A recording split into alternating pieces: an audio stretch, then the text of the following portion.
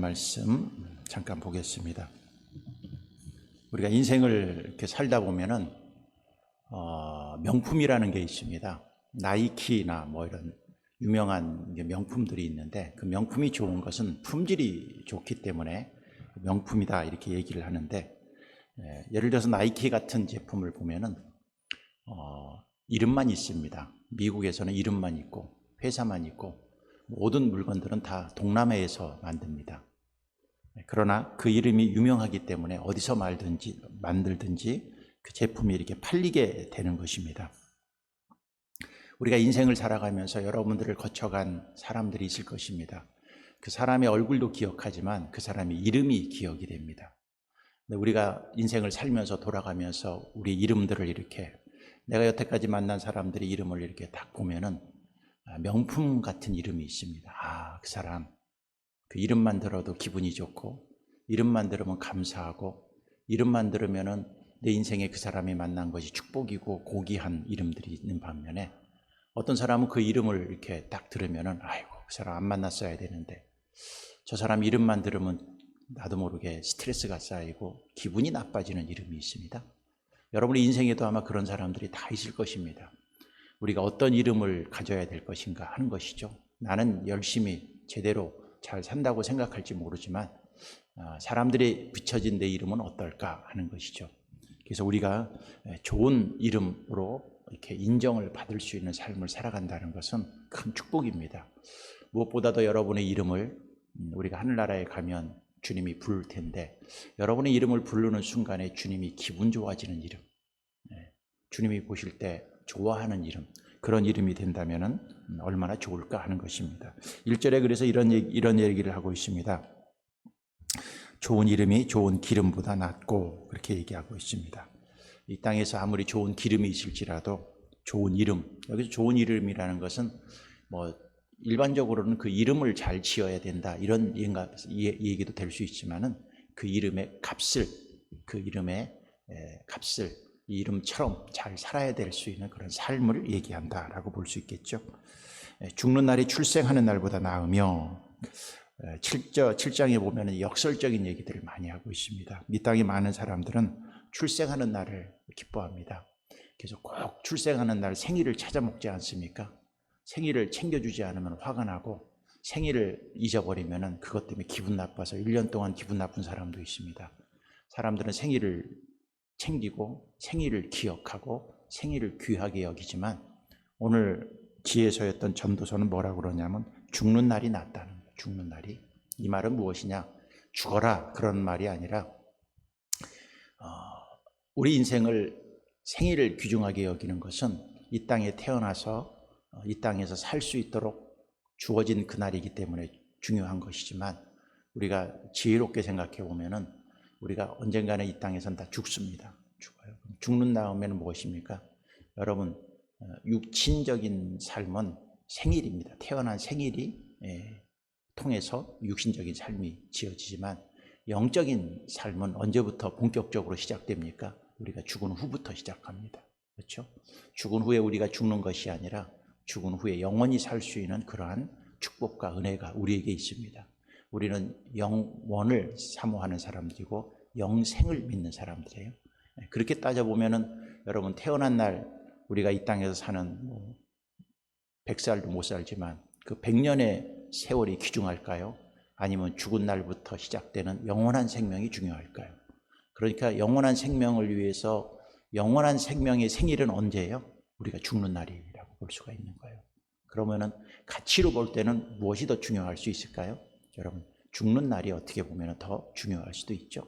여러분들도 인생의 가치에, 생일에 태어나서 내가 이 땅에 사는 거에 대한 가치를 무시하라는 것이 아니지만, 우리가 언젠가는 죽어도 죽은 다음에 영생할 수 있는 그 생일이 우리에게 있다라는 그 소망, 그 꿈을 갖고 살아가는 것이 더 지혜로운 사람이다 하는 것입니다. 그래서 여러분들도 항상 그러한 미래를, 영혼을 이렇게 사모하며 살아가는 그러한 사람들이 되기를 바라는 것입니다. 2절에도 이런 말을 합니다. 초상집에 가는 것이 잔치집에 가는 것보다 나으니 모든 사람이 끝이 이와 같이 됨이라. 산자는 이것을 그의 마음에 둘지어다 그랬습니다. 잔치집에 가면 즐거움이 있고 기쁨이 있고 맛있는 음식들이 있습니다. 초상집에 가면은 슬픔이 있습니다. 초상집에 가는 것이 낫다 하는 거예요. 이것은 무엇입니까? 잔치집은 현실에 나타난 현재의 어떤 기쁜 일을 갖고 얘기할지 모르지만 초상집은 죽음이라는 게 있구나. 아까 얘기한 것처럼 죽음 뒤에 인생이 있구나. 죽음 앞에서 우리가 뭘 돌아볼 줄 아느냐면 나는 죽음 앞에서 내 인생을 돌아보면서 잘 살았나? 지금 잘 살고 있는가? 그리고 또 이런 거죠. 나도 언젠가는 죽을 텐데 내가 어떻게 살아야 되느냐 하는 것들을 어떻게 해요? 돌아볼 수 있는 그 기회가 어디에 있는 거예요? 초상집에 있는 것이죠. 초상집에 가서 내 인생을 돌아보고 나도 언젠가는 죽을 거라는 거에 대해서 생각을 하면 사람이 욕심도 버려지고 자기가 갖고 있던 욕망도 버려질 수 있고 사람이 겸손해지고 그 죽음 앞에서 인생이 아무것도 아니구나 하는 것들을 깨달을 수 있는 것이죠. 오늘 솔로몬도 인생을 향해서 헛되다라고 해요. 모든 것들이 다 헛되다 하는 이유가 뭐예요? 자기도 다 겪어보니까 언젠가는 그 모든 것들이 별 의미가, 해 아래서 있는 것들이 별 의미가 없는 것이죠. 근데 우리는 해 아래 있는 것들이 인생의 목적인 줄 알고 그거에 목숨을 겁니다. 그렇죠? 목숨 걸 필요 없습니다.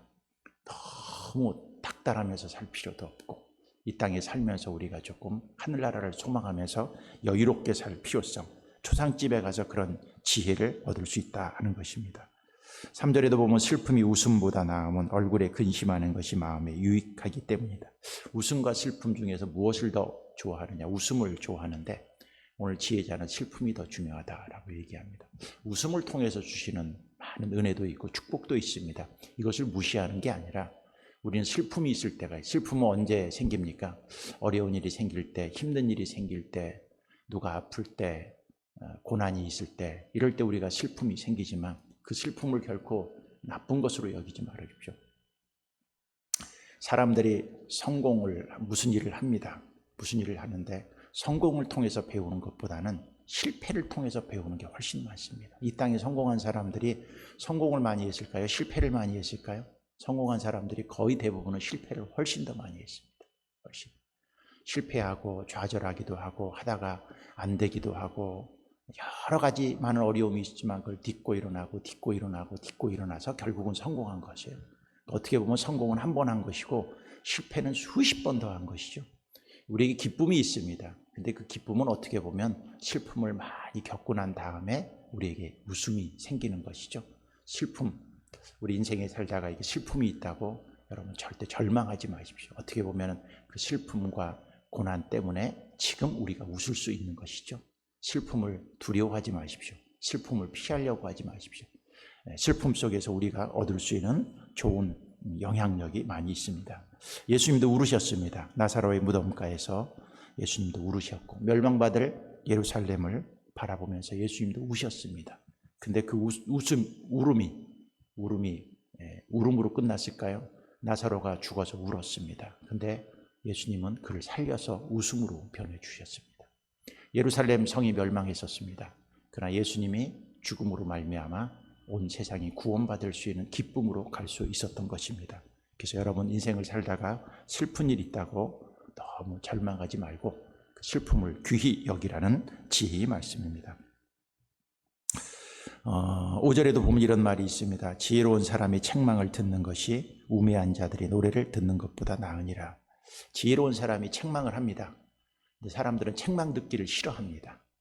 설교를 통해서 혹은 말씀을 통해서 교훈을 통해서 이렇게 책망을 하면 그 책망을 듣고 사람들이 싫어하는 사람들이 있는데 여러분 지혜로운 사람이 책망을 듣는 것이 축복입니다. 어떨 때는 그 말씀이 나의 잘못을 지적하고 그 말씀이 내 심령을 꿰뚫어보고 그 말씀이 나를 기분 나쁘게 할지는 모르지만은 여러분 그 말씀을 듣는 것이 지혜로운 사람입니다. 오히려 우리는 무슨 말을 듣기를 원합니까? 여기 5절에 보면 우매한 자들이 노래를 듣는 것보다 나아요. 우매한 자들이 옆에서 노래를 해줍니다. 이것은 뭐예요? 칭찬해주고 찬송해주고 하는 것입니다. 근데 우매한 사람들이 옆에서 나를 막 칭찬해주고 나를 좋다고 막 축혀 세우고 나를 위해서 이렇게 노래를 해주고 하는 것들은 절대로 좋은 것이 아닙니다. 우매자들은 칭찬할 때와 책망할 때를 구분을 하지 못합니다. 그리고 여기 그 얘기가 6절에 나오죠. 우매한 자들이 웃음소리는 솔 밑에서 가시나무가 타는 소리 같으니 이것도 헛되니라 그랬습니다. 손 밑에서 가시나무가 탈면 나중에 언젠가는 그 솥이 다 데워지고 마는 것이죠. 그러니까 앞에서는, 이 말은 무엇입니까? 앞에서는 우매자가 나를 보고 웃을지 모르지만 그 속으로는 뭐예요? 나를 언젠가는 다 태워서 없애버릴 수 있는 그런 생각. 그러니까 이런 사람들이 있죠. 우매자들은 그 사람 앞에 가서 잘못했어도 잘한 척하고 칭찬합니다. 잘못한 것들을 무조건 다 덮어줍니다. 그리고 책망하기를 싫어할지 모르지만 결국은 그것이 그 사람을 망하게 하는 길이죠. 7절에도 이렇게 얘기합니다. 탐욕이 지혜자를 우매하게 하고 뇌물이 사람의 명철을 망하게 하니라. 탐욕 있습니다. 탐욕. 그 다음에 여기서 뇌물, 이런 것들을 갖고 우매자들은 사람들을 이렇게 다스리려고 하고 있지만 결국 그 일들이 다 무엇이라는 거예요? 망하게 하는 것이죠. 뇌물을 주는 것보다도 올바른 소리, 책망, 이것을 할 줄 알고 들을 줄 아는 인생, 이것이 지혜로운 사람이다 라고 얘기를 하고 있는 것입니다. 8절에 이렇게 얘기합니다. 일이 끝이 시작보다 낫고 참는 마음이 교만한 마음보다 나으니, 일이 끝이 시작보다 낫다 그랬습니다. 끝까지 무슨 일들을 완성을 해야지, 시작은 했는데 그 일을 끝마치지 못하면 어리석다 하는 거예요. 그래서 우리가 어떤 일을, 어떤 사람은 거창하게 시작하는데 시작만 해놓고 끝을 못 보는 사람이 있어요. 어떤 사람들은 시작은 별 볼 일 없이 하는 것 같은데 끝을 잘 마무리 짓는 사람이 있어요. 아무리 거창하게 시작하면 뭐합니까? 끝을 잘 마무리 질 줄 알아야 돼요. 그러면 시작하다가 끝을 보지 못하는 많은 사람들은 누가 있을까? 그 뒤에 보면 이렇게 얘기를 합니다. 9절, 급한 마음으로 노를 바라지 말라. 노는 우매한 자들이 품에 머무름이냐. 옛날이 오늘보다 나은 것이 어찌미냐 하지 말라. 이렇게 묻는 것은 지혜가 아니니라. 이것은 같이 연결되어서 우리가 볼 수 있습니다. 이 말은 어떤 사람은 시작은 거창하게 하는데 화를 참지 못해요. 분노를 참지 못해요. 여러분, 어떤 사람들이 일을 시작하다가 분노가 많은 사람들이 화가 나가고 에이 때려치고 나가는 사람들이 있어요. 우리 주위에 많이 봅니다. 이 사람은 끝을 보지 못하는 사람이에요. 무엇 때문에? 분노가 인생의 끝을 보지 못하고 마무리를 짓지 못하게 하고 하다가 중단할 수밖에 없다는 것이죠. 시작하다가 끝을 못 보는 사람 또 하나가 있습니다. 10절에 보면 이런 사람이 있습니다. 옛날이 오늘보다 나은 것이 어찌미냐 하지 말라. 이렇게 묻는 것은 지혜가 아니니라. 어떤 일을 시작을 하는데 전에는 이렇게 했는데 말이야. 전에는 이렇게 했는데 말이야. 옛날에는 이렇게 했는데 말이야. 이렇게 얘기하는 사람이 있습니다. 이런 사람은 끝을 못 봅니다. 끝을. 지금 내가 어떤 일을 시작했으면 오늘 이 문제를 갖고 해결을 해야 되는데 옛날을 자꾸 끄집어내는 거예요. 전에는 안 그랬는데 말이야. 옛날에는 그랬는데 말이야. 이렇게 해갖고 하면은 그 사람들은 하다가 뭐예요? 끝을 보지 못할 수가 있습니다. 지금 오늘 내가 무슨 일을 시작했을 때는 옛날 일은 잊어버려야 됩니다. 옛날 일은.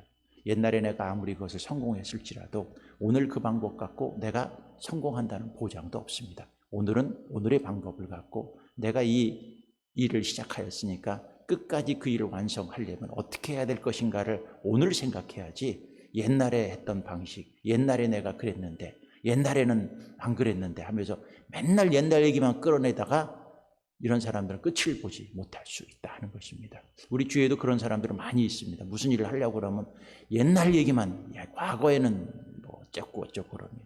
여러분, 교회 생활도 마찬가지라고 봅니다. 여러분들이 오늘 교회 생활을 오늘 저희 교회에서 하면은 어떤 분은 이런 사람들이 있어요. 내가 전에 다녔던 교회는 이러지 않았는데. 이런 사람들은 신앙생활 잘 못하더라고요. 거의 못합니다.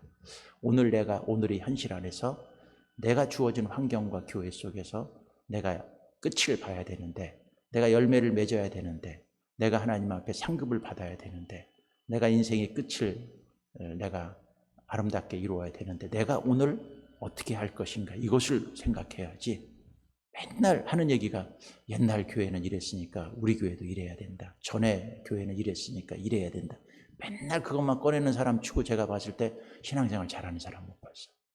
그것은 교회뿐만이 아니라 직장생활도 마찬가지죠. 내가 어느 직장에 갔는데 그 직장이 내가 옛날에 다녔던 직장과는 많이 달라. 그렇다고 전에 직장은 이렇게 해줬는데 왜 여기 이 직장은 이러냐고. 이런 사람들은 그 직장도 오래 다니지 못해요. 그렇죠? 여러분이 직장이든 교회든 삶에 어디 있든 그것을 갖고 최선을 다해서 옛날 얘기 그만하고 결혼 생활도 깨지는 사람들을 보면은 당신 말이야 옛날에 연애할 때는 나한테 안 그러더니 왜 이래? 이러는 사람들 위험해요. 위험해요. 그렇죠? 오늘 내가 주어진 환경과 여건 속에서 그것이 최고죠. 그것이 최선이고. 그 옛날 뭐 연애할 때 안 그랬다고 오늘 당신 그렇게 하라고 그러면 그 사람이 그렇게 돼요? 아무리 옛날 얘기해도요. 그 남자 안 변합니다. 그 사람은 오늘을 살아가는 사람이니까 오늘의 방법을 갖고 살아가야 끝을 볼 수 있어요. 그 사람하고 죽을 때까지 살려면 오늘의 환경에 새로운 비전과 꿈을 갖고 가야 될 필요성이 있다 하는 것입니다. 많은 얘기들이 있습니다. 여기 보면은 16절을도 한번 볼까요? 지나치게 의인이 되지도 말며 지나치게 지혜자도 되지 말라. 어찌하여 스스로 패망하게 하겠느냐. 지나치게 의인이 되지 말라. 지나치게 지혜자도 되지 말라. 이것도 굉장히 귀중한 말이라고 생각합니다. 막 내가 너무 의롭게 막 살려고 하는 사람들이 있어요. 의롭게. 근데 이걸 알아야 돼요. 여기서 이런 얘기를 하고 옵니다. 20절에 보면 이런 얘기를 합니다. 선을 행하고 전혀 죄를 범하지 아니하는 의인은 세상에 없기 때문이다. 그랬습니다. 여러분, 내가 아무리 의롭게 살고 선을 행하려고 할지라도 여러분, 죄를 범하지 않는 의인이 이 땅에는 없다는 것입니다. 그렇죠? 이 땅에서 아무리 훌륭하게 사는 사람도 결국은 그 사람도 죄인이에요? 죄인이 아니에요. 죄인이고 그 사람도 죄를 지어요? 짓지 않아요? 짓습니다. 짓습니다. 그렇기 때문에 내가 너무 의롭게 살려고 하지도 말고 내가 너무 의로운 척도 하지 마십시오. 그것이 올무가 되어갖고 오히려 문제를 일으킵니다. 박원순 서울시장이 자살을 했어요. 내가 봤을 때 이 말씀에 해당할 수도 있습니다. 그 사람은 굉장히 깨끗하고 정직하게 살았다고 소문이 난 사람인데 너무 정직하게 살기는 살지만 그 사람도 죄인이에요. 그렇죠? 그 사람이 유명해진 것이 성폭행, 성추행 이런 것들 문제들 변호사로서 인권 변호사로서 그 문제들을 초창기에 열심히 변호해주고 그런 사람들의 인권을 보호해주는 일에 열심히 했던 인권 변호사였었습니다. 근데 결국은 자기가 그렇게 나쁘다고 생각해서 했던 그 문제에 자기가 걸려버리지 않습니까? 우리는요, 나는 이렇게 옳다라고 얘기하잖아요. 그 옳은 것에 우리가 그대로 걸려들 수 있습니다. 왜? 우리 인간이기 때문에 그렇습니다. 근데 박원순 시장도 그랬던 것 같아요. 내가 이렇게 그 문제에 대해서는 인권 변호사로서 내 인생의 성공과 출세를 내 인생에 가장 자랑스러웠던 게 그거였단 말이에요. 변호사하면서. 근데 자기가 그거에 걸려들으니까 너무 의롭게 산 자기를 어떻게 할 수가 없으니까 결국 그걸 어떻게 할 수 있는 방법이 없으니까 자살을 선택하지 않았나 그런 생각이 있습니다. 여러분 너무 의로운 척하지 마세요. 그리고 너무 의롭게 인간은 살 수 없다는 것도 인정해야 됩니다. 물론 그렇다고 의롭게 살지 말라는 것이 아니라 우리는 의롭게 살려고 애를 써야 되지만은 의로운 척하지 마세요. 이 의로운 척하다 보면은 나도 인생에 있어서 그거에 올무가 될 수 있고 의로운 척하는 사람들이 무엇을 하느냐 하면 남을 자꾸 비판을 할 수 있습니다.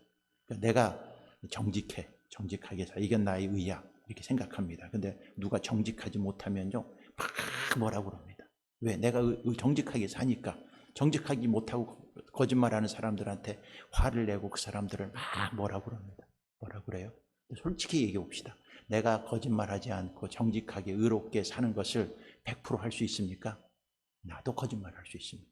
내가 아무리 정직하게 산다고 한들 어떤 분은 그런 얘기해요. 나는 살면서 거짓말하는 거 절대 못 봐. 절대. 나는 그 꼴을 못 봐. 그 사람도 그렇게 정직하게 살고 있어요. 근데 솔직히 보면 그 사람도 거짓말할 때가 있을까요? 없을까요? 있어요. 왜?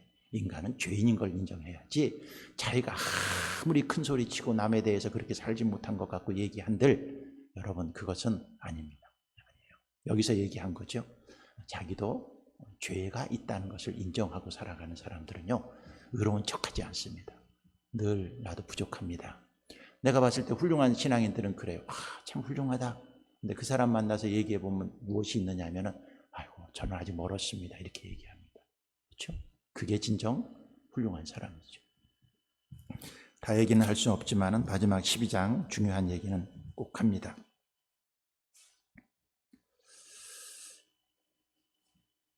10절에 이런 말, 12장 10절에 이런 얘기를 합니다. 12장 10절.